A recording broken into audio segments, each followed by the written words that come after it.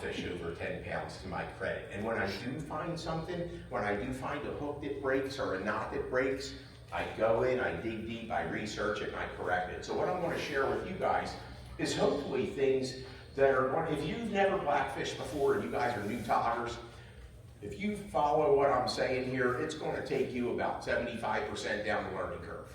So, and that's been what I've been told from some of the best toggers I know. So I'm looking to kind of cut through all the bullshit. I just want to get you to where you need to be so you have a really good chance of going out there and getting some big ones. That's a nice, that was a 17. Let's talk tog. What, I mean, blackfish are relative, man. What's a big blackfish for you? I don't know. In New Jersey, they actually give you a certificate for a skillful angler program if you get an 8-pound blackfish.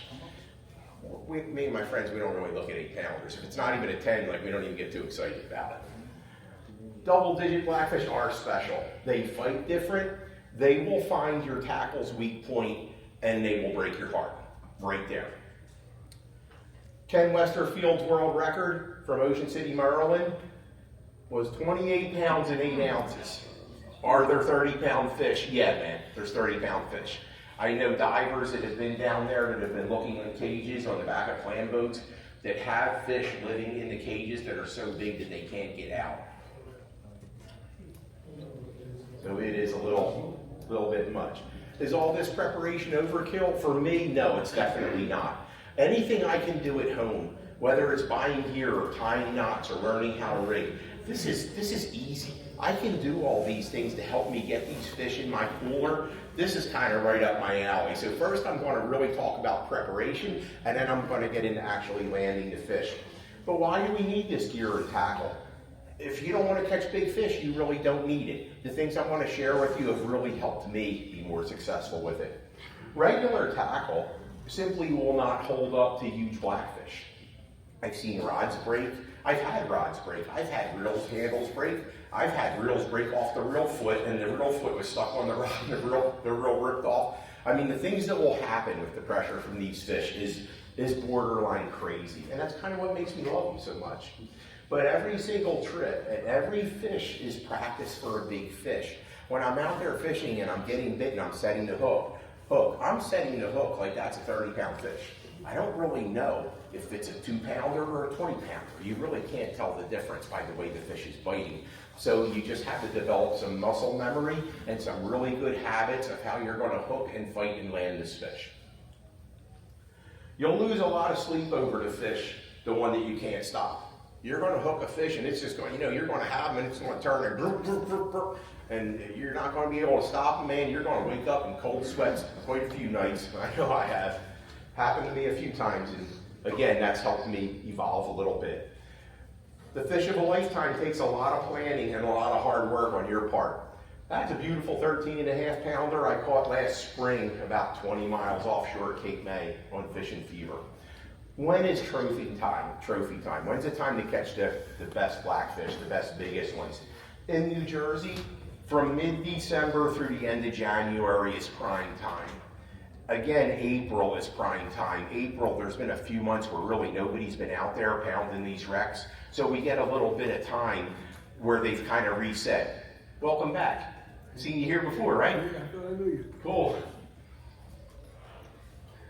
Big blackfish boats and captains. Certain boats and certain captains are just going to take you there. They have a reputation for a reason. You can jump on any boat you want. These guys are going to give you your best chance. In Point Pleasant, the fishmonger too, Jerry Costarino. Last year I'd stand up here and tell you, don't call Jerry, he's booked out. Well, this year I'm going to tell you, Jerry has 2 boats. So if you ever wanted to fish on Fishmonger 2, give Jerry a call. Give Marie a call. When Marie says, yeah, you can have the 3rd Thursday in December, you do. You don't say, oh, I need a Saturday, because it's not going to happen. When she tells you you can have the 3rd Thursday in December, you say thank you, you write her a check, and you send it to her. And then you find all your friends who can go on that day. Because if you're going to say, I need to call back, I need to find my friends who can go, by the time you call her back, it's going to be gone. So I'm telling you, just from experience, just be ready, be easy to work with. Jerry's new boat is a 46-foot custom with a 16-foot beam, very nice boat. And the old one, the Green Girl, that boat caught more fish. Whew. There's a boat called the Sea Owl up there in Point Pleasant and another boat called Stacked Up. Both have good captains that are reputable. They have good bait. When you get on the boat, the captains are good. You'll have a good time. In Longport, way down south, there's a boat called Mover, Captain Robbie Moss. It's another very nice charter boat that you can give Robbie a call and get on his boat. These are all charters, by the way. They're not open boats. So if you want to call and get it, you're going to charter it for 6 guys. In Cape May, Fishing Fever, Captain Tom Daffin. I spend a lot of time fishing with Tom. He's actually out at the Jigging World booth today. Stop by and say hi. Don't ask him for any dates because Tom absolutely does not have open dates. But if he does, I already got him. So give Captain TJ a call on Legal Limit. Legal Limit is another boat that I fish on a lot out of Cape May. 35-foot Duffy. TJ's a great captain, really nice boat. It's right next to town? Yeah. Nice boat. And you know, the anchor system he's got is beautiful too. He drops and sets the anchors and pulls them in right from his cockpit. He pushes a button, the anchor goes down, pushes a button, it comes up. He doesn't have to like move ropes, and it's pretty cool. Excuse me. Yeah. I just want to mention Cap Robbie Mover. He does open boats. I've been out Every now and then. Yeah, every now and again. I've been on a couple times. It's been fabulous. Mm-hmm. Robbie's a good guy. Also, Adam Bomb in Cape May. Adam runs a 27-foot Hydra Sports. It's a center console. Adam is probably another boat you can call up and you can actually get a charter with that. Another really good guy. I've only been out with Adam twice. I caught a 16 and a 17, so it's really hard not to love Adam's boat. Why are southern fish so large? Why do I spend so much time fishing in Cape May? Warmer water temps mean fish stay active for 12 months a year off the Virginia coast. About 10 months a year off Jersey, meaning there's a couple months a year where they're not eating, so they're not growing. About 7 months a year off Massachusetts. So what that equates to is about a 10-year-old blackfish from Virginia has grown to the same rate of a 17-year-old blackfish in Massachusetts. So that's why you seem to have more larger blackfish down south. When we fish out at Cape May, a lot of times we're actually fishing Delaware waters. Sometimes when we're offshore, we actually see the Ocean City, Maryland boats up here fishing the same reef site that we're fishing on. So that's why I tend to spend a lot of time at Cape May. Wouldn't you say, Alex? Yes, sir. Blackfish rods. What do I like? Again, a mechanical advantage. I need all the help I can get. To have the same rod that you use for fluke and think you're going to go blackfishing, maybe you can get away with it. But this is what I'm looking for in a blackfish rod. Something 7.5 to 8 foot long. It needs to have leverage and power. I personally like the Century Pro Togger because I designed that rod. It's a very mission-specific rod. Personally, I find that to be the best blackfish rig rod that I've ever had that you could just buy, not custom made for you. If you are a really good togger, don't go buy a Pro Togger. Alex, you love your mushy rods. You fish phenomenally with them. I would never tell you to use my Pro Togger because you would hate it. But I wouldn't like your rod either. So what I'm saying is if you're a very experienced guy, take this stuff with a grain of salt. There are some rods that you can buy much cheaper than a Pro Togger, which will do a great job. The Tsunami Classic, and there's also a slow pitch rod. The Double X Heavy is good. The Tsunami Classic's like a $90 rod. It's 7.5 foot cork grips. It's really inexpensive. But as far as an off the rack rod that's not expensive, that'll do a great job, that's it. What makes a great rod to me? For me, it's perfect balance. We spend a lot of time doing what's called fishing a slack line, where I'm just holding the rod like this for hours and hours, and I just want this rod to kind of float here. It's a very light rod, so it's effortless to sit here and hold it.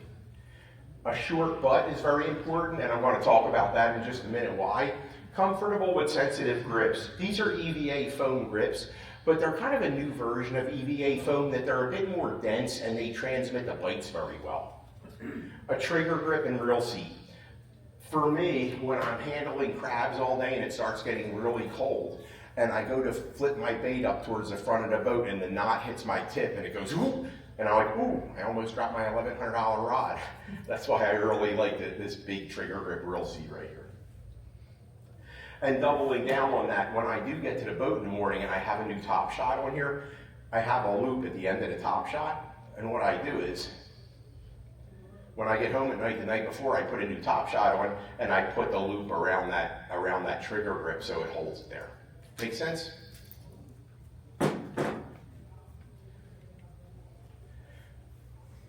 Sensitive and smooth power with no bottom.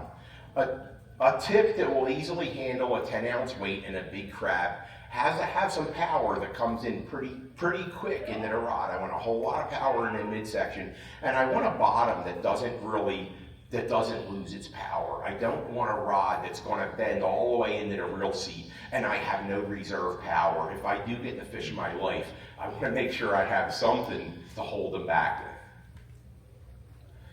There's another nice one. Reels. I really prefer a star drag reel. Flat out, I set the drag on murder. Just crank that thing up tight as you can and leave it. Actually, can I go back to the rod for a second? Sure. Notice you got a wrap. Is that your wrapped your eyelets? Is that right? This is called a spiral wrap rod. Yeah. Is that preferred or no? For me, it's preferred. And the reason being, when you do have a heavy load on this rod, the spiral wrap guides being on the bottom of it, it's a tuna fishing thing. Mm-hmm. It will prevent the rod from wanting to tip over. Does that make sense? Mm-hmm. Where you might be having a lot of pressure on a rod, and if the guides are all on top, it'll want to kind of roll over on you. Where this will just eliminate the fatigue with that. Personally, I've never found that to be a thing, but I took the tuna guy's idea and I kind of ran with it, and I like it. Reels. Again, star drag, tighten that thing down. The Daiwa Saltiga 15, SASD 15 is what I have on here. Very nice bottom fishing reel. And of course, because it was an excellent bottom fishing reel, they had to cancel it. So now they have some different versions of it. Anything with a gear ratio of like 5-to-1, 6-to-1, you're good with. Don't really get into a gear ratio over like 6. If you get over like 6.5, 6.7-to-1, what'll happen is when you drop your weight to the bottom and you go to reel it up, you want to have a reel with a gear ratio that you can just turn the handle and the bait and crab will come up. If it's too tall of a gear ratio, you won't have the proper power. So when you throw your sinker to the bottom and you try to reel it up, you're not going to have the power, so you're going to have to pump the rod up and then reel. Pump the rod up and reel. During the course of the day, Alex, how many times would you say we rebait our rigs and drop to the bottom during the course of a day you on the boat? Wow. As much as possible. I mean, 70, 80? Yeah, 60 times. So you don't want to have something, you want to have the proper tool for the job. A Penn Torque reel is a very good reel that is still available. The Shimano Oshia Jigger is very nice. That also moved up in gear ratio to 6.1-to-1, but it does a nice job. There's a reel called a Maxwell Hybrid 25. When it first came out, it really needed some help. We redesigned that reel. It's a very nice reel you can get now for like $250. Very good blackfish reel that'll hold up and work well for you. Here's the new Daiwa Saltiga, which is yet to come out. If you stop at the Daiwa booth, you'll see that there now. It's pretty cool. I haven't used it yet, but it does show a lot of promise. I use 50 or 65-pound Daiwa J-Braid 8 multicolored. The feel is very nice. It's slick, but it's not overly slick. It ties knots really well.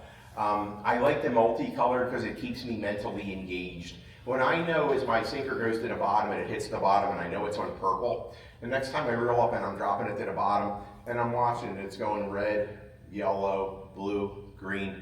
When it gets to purple, I know it's time for me to put my thumb in the spool. So it's just a way for me to stay mentally in tune with what I'm doing. Mono top shot. When your reel has braid on it and it comes out of the top, we want to use a long section of heavy mono line. It's called a top shot. I attach my braid to my mono with an FG knot, tie that to about 20 feet of 60-pound test Andy Pink mono. That's what I use for a top shot. Any kind of mono will really work, high seas, quattro, whatever you want to use. This is just what I prefer. So picture this 50-pound braid tied to 60-pound Andy, about 20 foot long. This top shot on the end is going to give you abrasive resistance because the braid, although it's very strong, when it's under a lot of tension, if it just touches that wreck or touches a piece of structure, it will just part. So having this 20 foot of of mono gives you a lot of resistance. Also, think of it like a big rubber band, okay? When you do fight a big fish, it's going to have a lot of shock absorbing properties to it, so it's going to give you a lot of forgiveness on your knots. Where you tie your rig and you tie your rig into your main line and that big fish is pulling on it, you really want to have something with a little bit of forgiveness in there. The Belmar rig. The Belmar rig is how you tie your leadered hooks into your main line, okay? A Belmar rig does not describe hooks and a leader. It describes how you take this hook and leader and tie it into your main line. I don't really want to get too far into this because it's all too much, but I will direct you to YouTube. Go on the Fisherman magazine and type in Frank Mihalic Belmar rig, and it will literally show you me sitting there tying a Belmar rig. Basically what it comes down to is you're going to take your mono line and you're going to double it. You're going to hang your sinker to the bottom and you're going to take your leader hooks and tie it into the double line. So you have double mono tying around single mono. It's very cushiony. You know what I mean? If you take single mono and tie it into single mono, it will bite through. You will lose big fish because of that. So this couple feet of double mono, when it ties into the single mono, it really does help hold things together. Another thing would be, I always fish with 2 rods. If I catch a really big fish, take a picture, put it down, I need to grab my other rod. Because if I don't, if I grab that rod that just caught that big fish, and I rebait it and I drop it to the bottom, right, on Adam, boom, boom, had another one, had him on for about 10, 15 seconds, boom, all gone. There's so much stress on these knots when you get a big fish. You really want to either retie everything or grab your other rod with a similar rig on it. That's the Belmar rig right there. You could see it's not showing up too good here, but you can see the hooks here, and there's your leader hook, and that's your leader tying into your double line right there. See how it sticks out nice and straight? It really helps it from getting tangled up when you're flipping out, so your crab's not getting all tangled up with your main line. Hooks and leaders. Owner cutting point octopus 5/0 hooks. You can use 4/0 if you want. Those 5/0 do just perfect for me. 60 to 80 pound, I use Tsunami Pro fluorocarbon, or you could use mono leader if you want. I really haven't found much of a difference in either one. I really haven't had a day where the mono gets bit and the mono doesn't. I mean the fluoro gets bit and the mono doesn't. The theory is that the fluoro is more camouflage. And I've heard that, and I don't really know that that makes any difference with the blackfish, but I do know that actually fluoro compared to mono, the mono is actually more abrasive resistance. It actually will hold up better, meaning, you know, grind. The fluoro will pop before the mono will. So kind of made me rethink what I'm doing here. When you catch a fish, if you miss a fish, when you pull up, when you're putting new crab on your leader, always check your leader. Run your fingers over it, see if you got a little scuff on it. If you do have a little scuff on it, you say, I'll be okay, you drop your crab in, that might be when you get that big fish. And if you pop that fish off, you're going to get a little crazy like me. You're going to change leaders a lot. After you catch a big fish, always change your rig. Again, from catching that big fish, there's so much stresses on every knot that you will find bad things happen when that happens. This is a slider rig, and if you hook a jumbo on the sliding hook, as you can see here, the end of my leader hook, there's a hook in that fish's mouth, and that's the leader that's snelled on, that's the hook that's snelled onto the leader. Here's the crab that's on the sliding hook, it's sliding up and down this leader. If you hook a fish on that crab that's sliding up and down the leader, you will sometimes pull up and find that that hook that's sliding has jammed against that snelled hook and it has popped through your leader.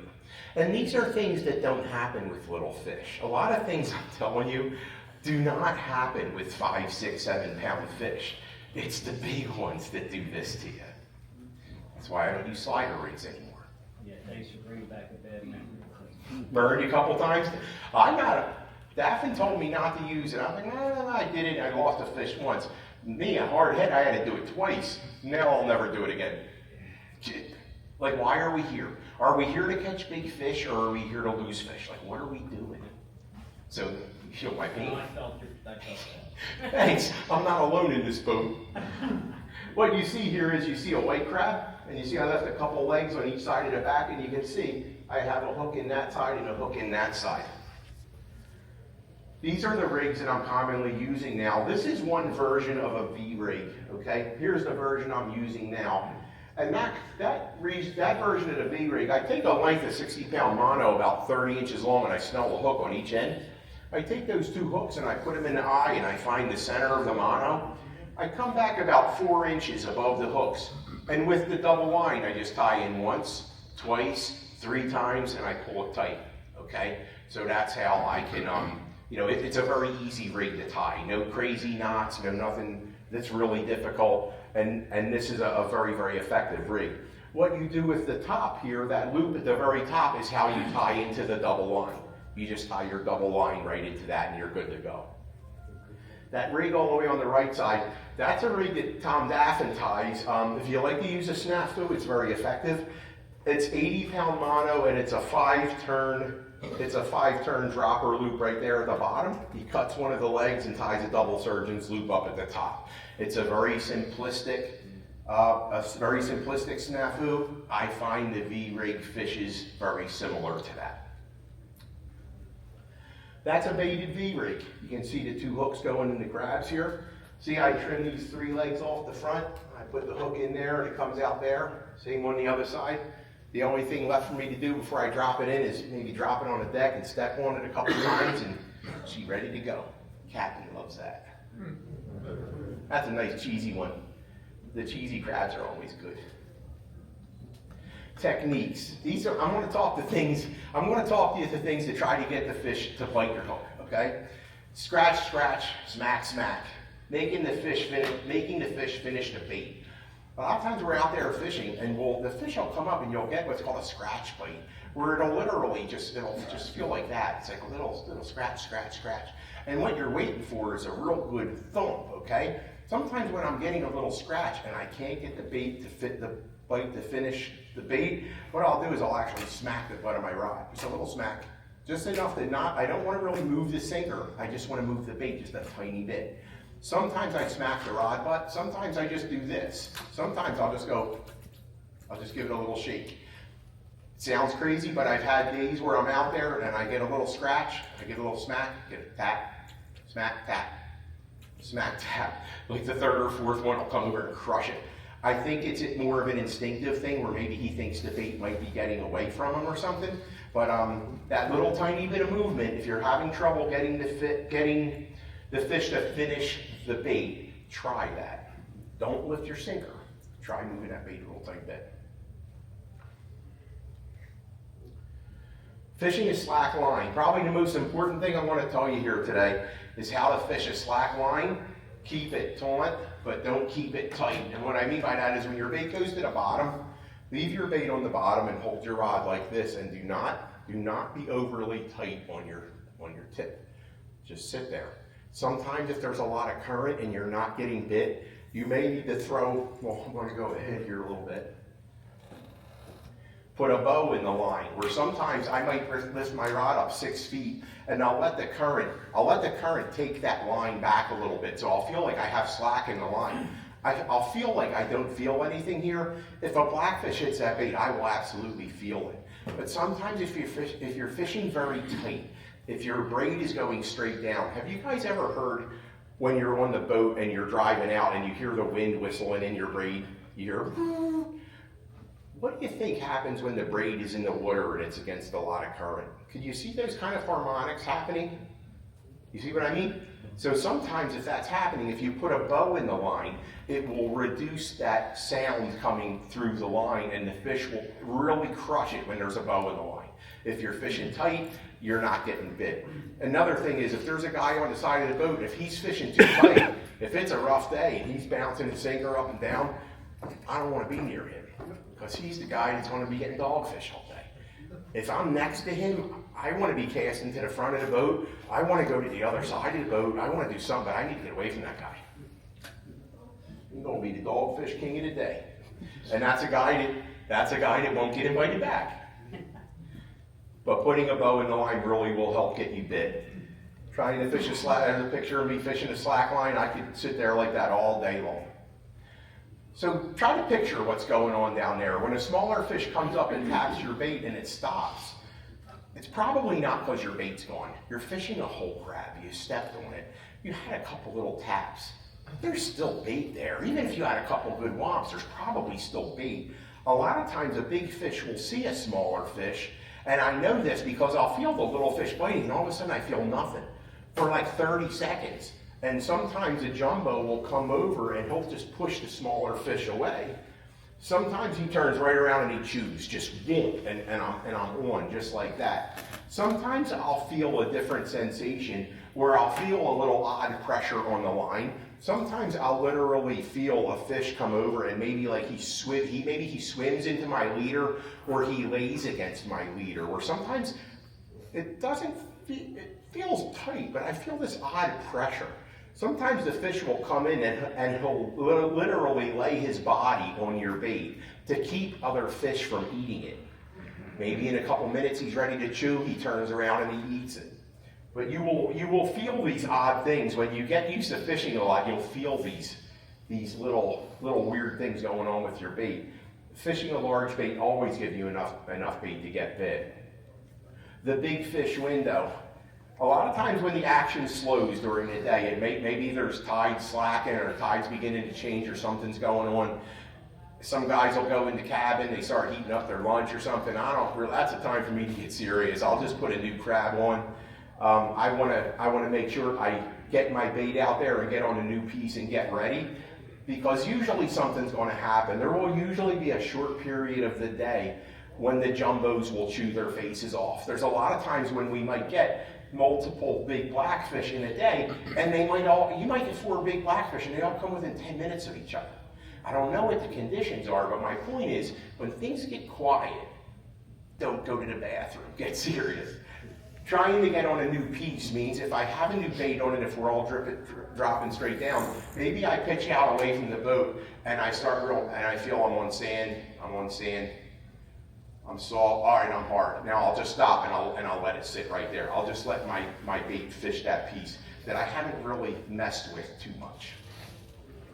It's just a way to try to get away from all the bottom that we've all fished all this time.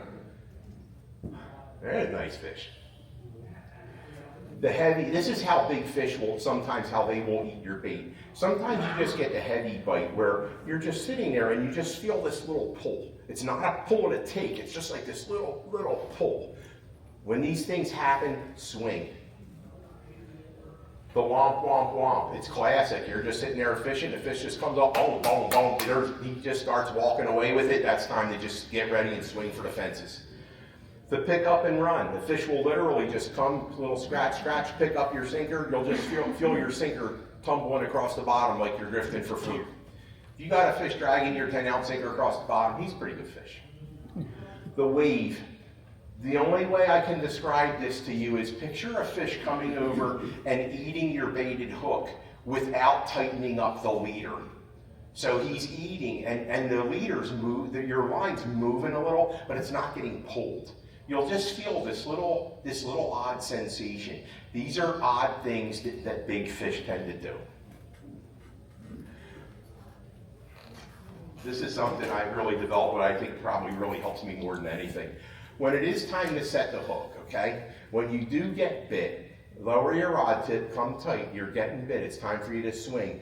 Put the rod tip all the way up, top hand in front of your chest, put the bottom hand like right down here in front of your hip, so your rod butt's right here.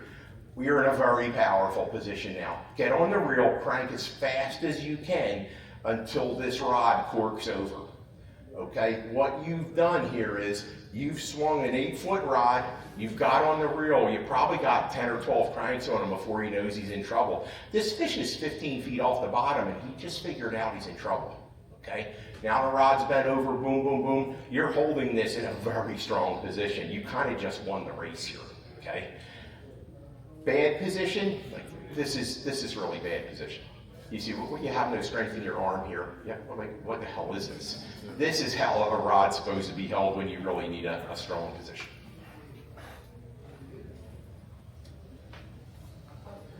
the big fish fight. The way these fish fight, you're going to want to be a little careful. It's set the hook like you mean it. If you're lucky and you get the fish coming off the bottom, once he starts coming off the bottom, start to slow down a little bit. Keep steady pressure, keep on reeling them up, and be ready for some surges. Big fish will kind of spiral and they'll start coming up, and all of a sudden they'll start heading back to the bottom again. When you feel those violent movements, it's not the fish shaking its head, it's actually the tail beating. So as he's trying to get to the bottom, you're feeling that thump, thump, thump. With the drag almost locked, be ready to bow down and be sure to keep a bend in the rod. When the fish is on its way up, and again, your drag is kind of locked up, when he starts wanting to go down again, maybe you lower your rod tip almost to the point where it's straight down to try to relieve some pressure on the line. He will come back, lift your rod tip up. You should be fighting the fish from about this 9 o'clock position. I would say between 10 and 4 is where you're pretty much going to live. That's where you have all your power in this rod.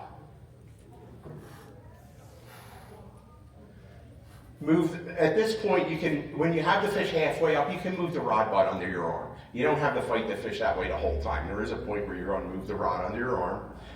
Here's a picture of me. It just happens to be on video of me fighting half a fish. It's not real big, but you can see the fish is going down a little. I'm bowing to it a little bit. Now I'm back on the reel. Now I move the fish under my arm. It's not a real big fish, it's just a very good textbook way of showing how to fight a fish like this.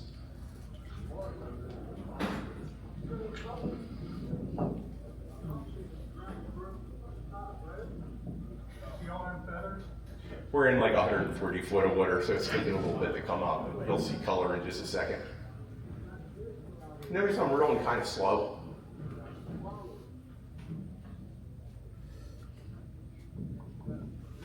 That's a nice fish.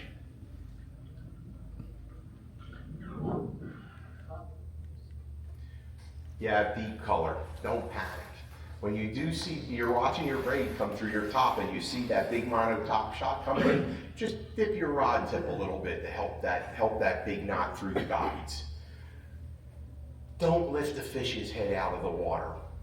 If you're the mate and you're netting my fish, okay, as I get this fish about halfway up towards the top, I'm going to move my rod over here, and you're netting the fish. When I start to see the fish and I see the color, I'm actually going to move my rod in front of you so that I'm directing his swimming right to you. You put it in the net, I release my reel, I lift my rod tip up because I'm going to have a big fish flopping around on the deck. If my reel's engaged, we're going to have broken rods.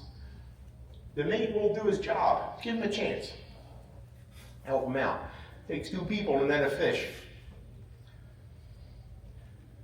My buddy Dennis Mullenford, he's reeling up a 22 pound. Pay close attention. You're going to see him drop a couple of clicks off the drag. There, dropping a little clicks off the drag. He's bowing down. He's not reeling. A couple more clicks. Now the fish is coming to him. He's reeling a little slow. That's the one. That is reeling a little faster. It's coming towards him. Alex, were you on this trip with Dennis? No.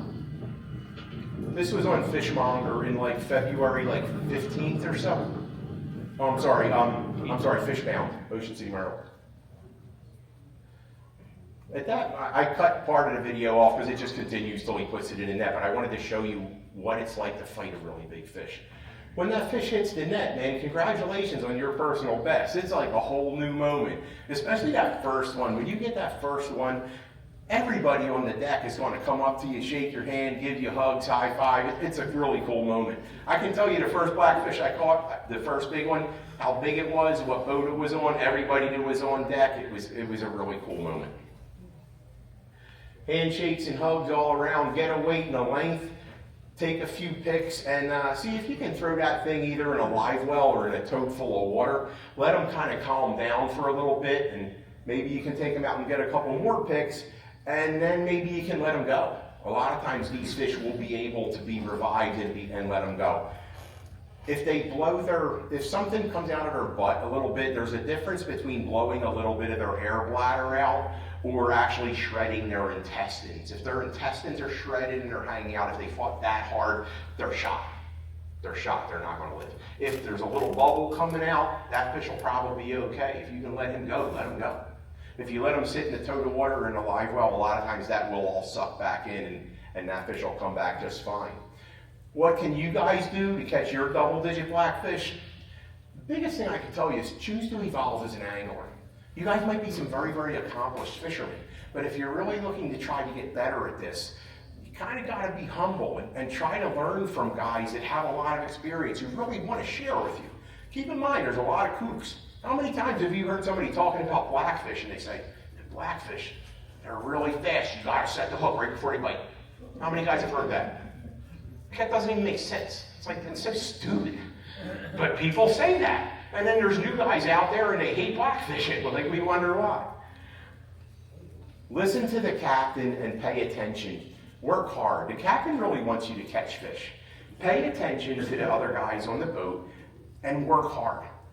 Make sure when he starts pulling up the anchors to go to a different spot, that's your time to go to the bathroom. That's your time to grab a snack.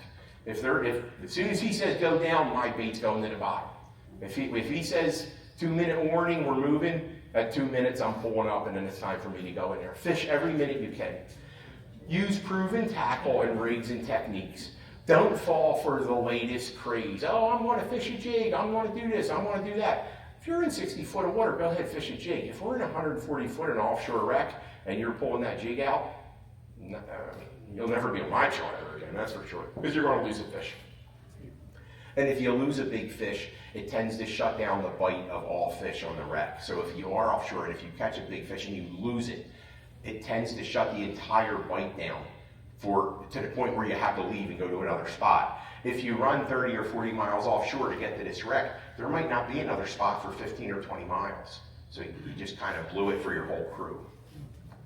Is there a difference, if you notice, between whether you catch a monster male or female as to the cooling the bite? I had a mate say that the female, I think, that once you get the big female, then it's going to cool off. But once you pull a dominant fish off of that wreck, a dominant male, for most part it's a dominant male living on an offshore wreck. But those big fish actually live on that wreck. They don't come inshore to spawn. Little fish come in and spawn. Big fish, when they live 30 miles offshore, they spawn right where they live. Picture it like grandma and grandpa. Somebody puts a hook in grandpa's face, pulls him up halfway up. Next thing you know, he's going to the bottom saying, oh my God, they just pulled me up, something crazy going on. Everybody goes and hides, right? That's kind of how I picture it happening. And I've seen it too many times. I've also seen it where in 5 minutes the bite comes back. I've also seen it where in a half hour, nobody gets a sniff. Keep an eye on the hot angler. Copy his bait and presentation exactly. If he's cutting off all his legs and fishing a half a crab on each hook and he's getting bit and you're not, try that. You can always ask him and he'll probably show you. If you keep on doing what you're doing, remember, if you stay stuck in your own head, if you always want to keep doing, that fish does not care what you want, believe me, you. Seeking your double-digit blackfish, spend more time on the water and contact high-end captains. Be realistic and easy to deal with. And like I said earlier about the Thursday and the Sunday, be easy. When you start getting on a boat, let the captain get to know you. Let him get to know your crew. So maybe if you go out on a few trips, you can say, hey, Cap, if you get any spots next year, let me know. Maybe he calls you early because maybe you tip well and, good things happen. Earn your spot. That's relative to working very hard. Your results look really good on Facebook for that captain. So when you get limits and you catch big fish, it gets his phone to ring. Bring snacks for the crew. That's a great thing to do when you're showing up on a boat you never fished for. Bring some donuts. Bring a pizza or something. It's nice to have some stuff to share. Yeah. Don't be stubborn and don't be hard-headed. Like I said, fish want what they want. They don't really care what works even 20 miles away. The way I fish out of Point Pleasant and Barnegat and Atlantic City and Cape May is different. The way I fish out of Cape May is different than the way I fish out of Point Pleasant. Learn from the guys that are up there. And like I said, the local guys, they'll show you the way. But don't get stuck in your own head and think you're going to show this and you're going to show that. That was a nice day. That third fish over, we caught that like 10 o'clock in the morning. These 3 other ones, we caught those all within like a half an hour of each other. If they can, let them go. It's really a great feeling to let big fish go. But if they're dead, they're dead. Don't sweat it too much. How'd I do, guys? Great. Did you hear anything you never heard before? Cool. And I did pretty good because you guys are a seasoned group anglers, so I opened up minds a little bit. You guys have any questions? Yeah, why the red? What's with the red? Because some of my guys do it. Brand new sinkers are shiny. Okay, red is the first color that disappears in the water column when it's going down. So I knock the shine off the red sinker. Okay. When you're fishing with a shiny sinker and a piece of bait and you get a bite, you lift up, the shiny sinker comes up, the bait comes up, the shiny sinker goes down, a dogfish comes over, she's the shiny sinker, eats your bait, you get a dogfish. I don't want a dogfish. What about orange?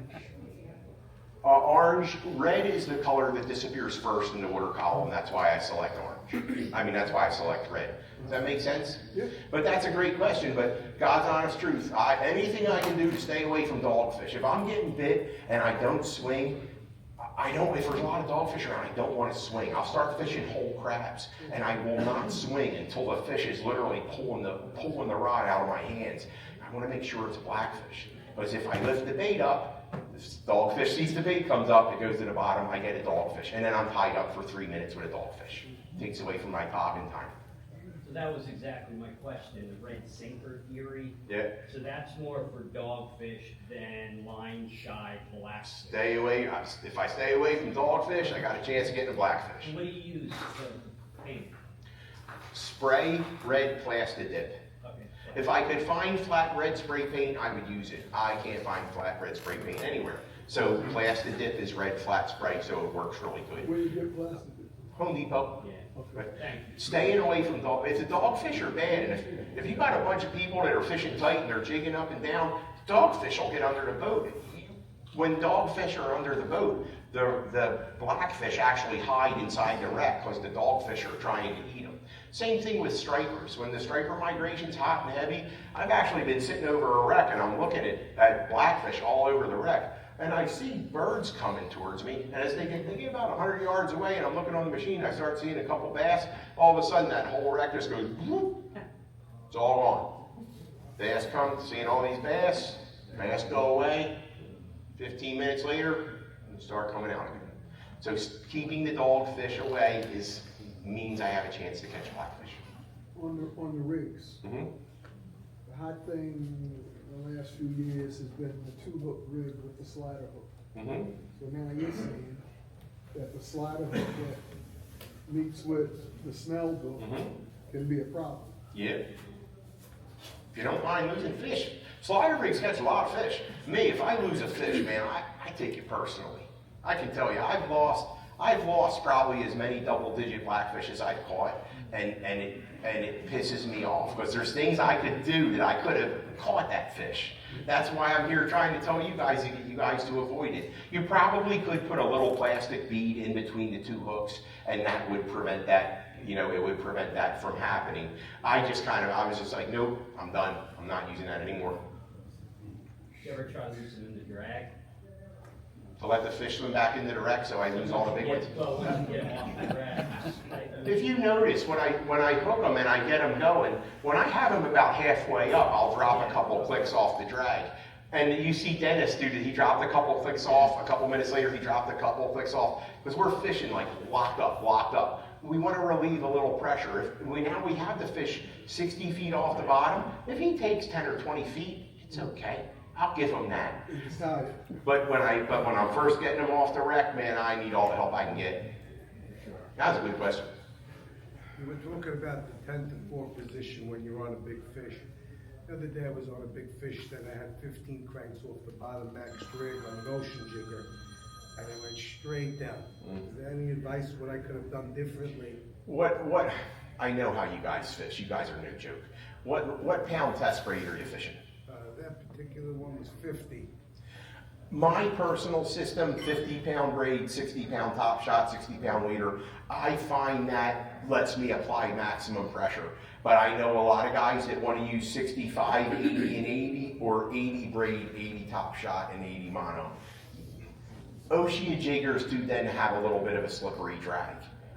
You could get the drag, send the reel to Anthony Chinney, have him service it, tell him not to grease the drag.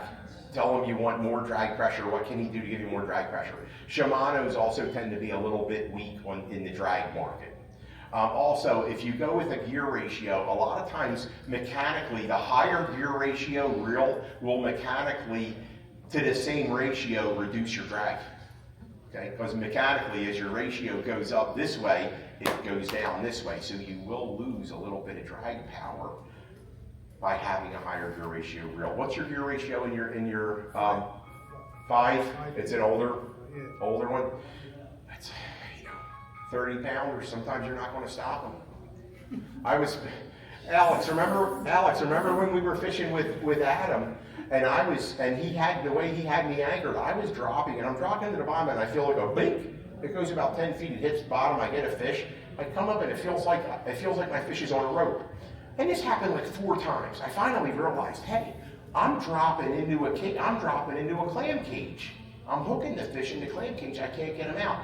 Just about then, Captain says, we got to move the tide change. He resets the hook. He comes back. I drop in a bottom bowl of a 17-pounder. The 17-pounder was not in the cage, but I can tell you what, there was big fish in that cage. So there's times when, man, there's just nothing you're going to do. I know how you fish. I know you're doing things the right way. The only thing I could do is talk to Chinny, see if there's a way he can increase the drag on that reel and maybe go to 80. At that point, what more can you do? I know you guys are not playing. Sometimes the fish wins. Yeah. It's heartbreaking, but yes. Yeah, Frank, you mentioned maybe dropping that sinker with people fishing on the pipeline and banging the bottom may scare the fish. And you also mentioned using that colored line and you know when you're getting close. So when I do it, and I know my bait's getting close to the bottom, I actually thumbs to stop it. Mm-hmm. My sinker doesn't clank, and then does that make sense to do that, or? I guess if you think it does, and it does. Whatever you can do to make you feel better about it, it does.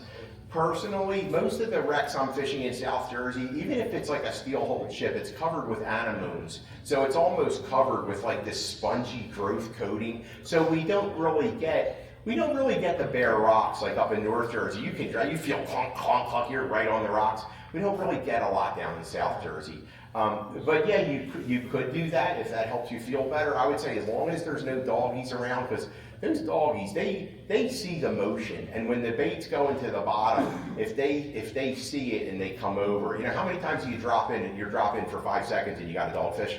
That's why. But that's not a bad idea. I don't know. I just feel like I'm in touch. I'm in touch. I know what's about it. I'm like I'm game on now. Yeah, if that helps you feel better, man, go do it. Yes, sir. Do you tie direct, or do you tie with swivels and barrels? No, nothing, no barrel swivels. I use 50-pound Daiwa J grade 8 braid. I tie an FG knot to 60-pound Andy Pink mono. That piece will be about 20 feet long. I'll tie a loop in the bottom of it. I'll hang a sinker on the bottom of that, and I'll tie my rig right into that double line via a Belmar rig. You know what a Belmar rig is? Yeah. Huh? We call them liar. It's the guys that, I've talked to guys that were there when that rig was created, and originally it was called a line eater rig because they used to use so much line. But originally they weren't using top shots. They had like 30 or 50-pound Andy mono on. It didn't matter if you were tying in a double line all day long. Now I have like 20 feet of top shot, where if I cut off and I re-rig like 3 or 4 times, I have to put a new top shot on. Good question. What else we got, guys? Yep. I didn't follow up quite what you were saying about putting a bow in the lines. Okay, that's a good question. More often than not, you're going to let your bait hit the bottom, you're going to let it slack up, you're going to get bit. On days when there's a lot of current, the fish just won't eat. So when you're fishing tight like this and you're sitting there, what I do is I'll put my reel in freeze pull and I'll throw like 6 feet of slack in the line, and I'll let it come back down, and I'll let the current take up the slack in the line. See what I mean? When the fish hits, you'll still feel it. When you feel tap, tap, tap, tap, tap, then point your rod down, take up the slack in the line. When the fish finishes, hit them. But if you don't put that bow in the line, sometimes they won't bite to even get them to finish. And it's one of, like I said, that's one of those advanced class things, you know. This is what we're talking about here. This is kind of like tautog grad school, if you would, you know, where we went right past beginning. We went way down through. So, Can you show that tap scratch attraction again? yeah.